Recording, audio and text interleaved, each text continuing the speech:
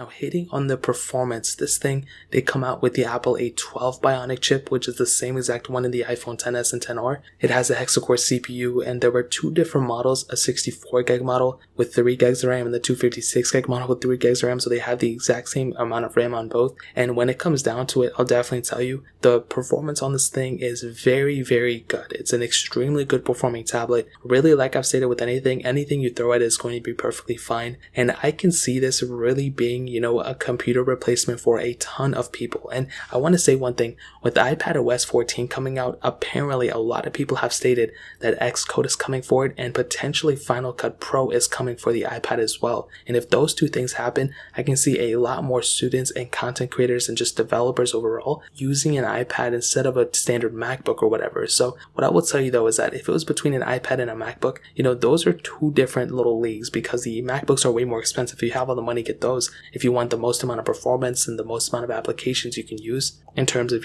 things you probably would end up using in school and stuff. But if you're using this as a student or something like that, this iPad is very good. I can see for a lot of people. You can take notes on it. You can jot down notes. This thing supports the Apple Pencil, the Apple Pencil 1 at that. So you can still use an Apple Pencil on this thing. And in terms of, just a day-by-day basis, if you're a student, I can see this being, a perfect case for you. You know what I mean? I know a lot of people in my life who use like the regular iPad 6th gen that I reviewed the other day. Like they use those type of iPads, which is still perfectly fine and that still has a lot of power. But with the iPad Air 3, that's taking that to another level. And for people who are taking notes, for people who are doing assignments and stuff like that, that's very, very good on a device like this. But even for media consumption, this thing has dual speakers and this thing can, stereo sound effect and all that. So you can watch movies, you can do all that stuff on a tablet like this, which is really cool. And even for heavier intensive gaming and for, those type of things, playing Real Racing 3, you can do that on this iPad as well, which is extremely awesome. And I think ultimately what I'm trying to say is